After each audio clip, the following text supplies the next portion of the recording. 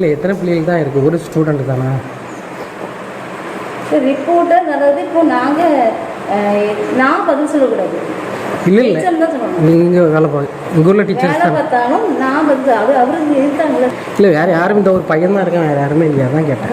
சொல்கிறேன், ஒரு மாணவருக்காக ஒரு பள்ளிக்கூடம். அந்த பள்ளிக்கூடத்தில் பணியாற்றும் இரு ஆசிரியர்களுக்கும் ஊதியத்தை லட்சத்தில் அள்ளி கொடுத்து வருவதாக தகவல் வெளியாகியுள்ளது.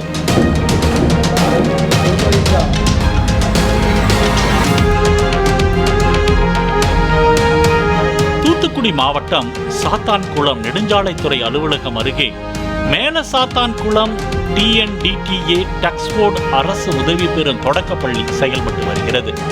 இந்த பள்ளியில் ஒரு தலைமை ஆசிரியர், மற்றொரு பெண் ஆசிரியர், ஒரு சமையலர் பணிபுரிந்து வருகின்றனர். இந்த பள்ளியில் ஒரு மாணவன் மட்டும் படித்து வருகிறார்.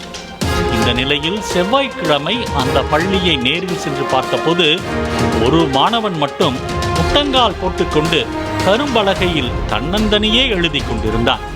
அப்போது அந்த அறையில் ஒரு பெண் ஆசிரியர் மட்டும் உள்ளே அமர்ந்திருந்தார்.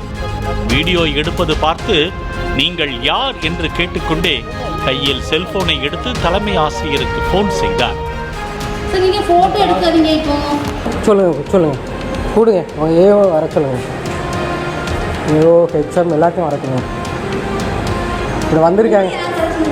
இல்லை, இப்படி ஒரு ரிப்போர்ட். அதற்கு முன்பே தலைமை ஆசிரியர் அறையை வீடியோ எடுத்த போது தலைமை ஆசிரியர் அறையில் ஆள் யாரும் இல்லை. மின்விசிறி மட்டும் ஓடிக்கொண்டிருந்தது. அனைத்து அறைகளும் வெறிச்சோடி காணப்பட்டது.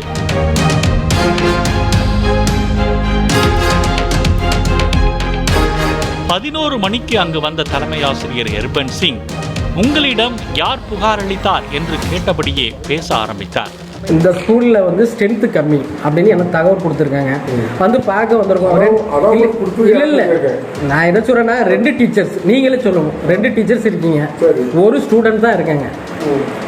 சரியா? இவ்வளோ பெரிய பள்ளி மெயின்டெனன்ஸ் இருக்குது, 2 டீச்சர் இருக்காங்க, எல்லாமே இருக்குது, ஒரு ஸ்டூடெண்ட் இருக்கான்னு சொல்லியிருக்காங்க. இதை வந்து நாங்கள் அரசுக்கு தெரியப்படுத்த வந்திருக்கோம். அவ்வளோதான். எனக்கும் நிர்வாகத்திற்கும் பிரச்சனை இருந்ததால் என்னை பணியிட மாற்றம் செய்தார்கள்.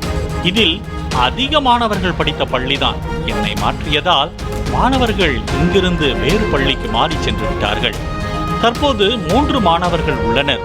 அதில் 2 வரவில்லை, ஒருவர் மட்டும் வந்துள்ளார் என்று தலைமை ஆசிரியர் விளக்கம் அளித்தார். நிர்வாகத்தில் எனக்கும் அவங்களுக்குள்ள ஒரு பிரச்சனை இங்கே டிரான்ஸ்ஃபர் பண்ணாங்க. சரி, என்ன டிரான்ஸ்ஃபர் பண்ணாத பிள்ளைலாம் வெளியே போயிடுச்சு. இப்போ பழையபடி அந்த ஸ்கூலை எப்படியாவது கொண்டு வந்துங்க சரி நீங்கள் போட்டிருக்காங்க. ஒரு வாரம் ஆகுது. நான் அதுக்குள்ள ஒரு முயற்சி எடுத்துருக்கேன். ஒவ்வொரு வீடாக இப்போ 2 வீட்டுக்கு போயிட்டு தான் வரேன். போய் பிள்ளைகளை அனுப்புங்க. இல்லை, நான் என்ன சொல்கிறேன்னா உங்களை மாற்றினதுக்காக பிள்ளைகள் மாறிடுமான்னு கேட்கேன். என்னச்சியா போயிருக்காங்க, என்னச்சியாண்ணா? இல்லை, அப்படி சொல்லலையே. உங்களை மாற்றதுனால நீங்கள் தான் அந்த பிள்ளைகளை வேற ஸ்கூலுக்கு கொண்டு போனீங்கன்னு கேள்வி. நான் வேற ஸ்கூலுக்கு கொண்டு போனாலும் இப்போ நாங்கள் வந்து கொண்டு வந்து இல்லை, நீங்கள் மாறும்போது அந்த பிள்ளைகளை மாற்றிருக்கீங்க. இப்போ வரும்போது மறுபடியும் அதான் உங்கள்கிட்ட சொல்லுங்க. அரசு மற்றும் அரசு உதவி பெறும் பள்ளிகளில் ஆசிரியர்கள் முறையாக நேரத்துக்கு வராத காரணத்தாலேயே மாணவர்களுக்கு முறையாக பாடம் கற்பிக்காததால் இது போன்ற பள்ளிகளில் மாணவர் சேர்க்கை குறைந்து வருவதாக சுட்டிக்காட்டிய சமூக ஆர்வலர்கள் தூத்துக்குடி மாவட்டத்தில் அனைத்து அரசு மற்றும் அரசு உதவி பெறும் பள்ளிகளையும் ஆய்வு செய்து குறைந்த மாணவர்களுடன் படிக்கும் பள்ளிகளில் கூடுதல் மாணவர்களை சேர்க்க முயற்சி எடுக்க வேண்டும் என்கின்றனர். மேலும் 1-2 மாணவர்கள் தனியாக அமர்ந்து படிப்பதால் மன உளைச்சலும் மனச்சோர்வும் ஆகக்கூடிய சூழ்நிலை ஏற்படும் என்றும், பணி செய்யாமல் சொகுசாக குறைந்த மாணவர்களை வைத்துக்கொண்டு அரசு ஊதியம் பெறும் ஆசிரியர்களை அதிக மாணவர்கள் உள்ள பள்ளிக்கூடங்களுக்கு மாற்றினால் அங்கு ஆசிரியர் பற்றாக்குறை நீங்கும் என்று சுட்டிக்காட்டப்படுகிறது.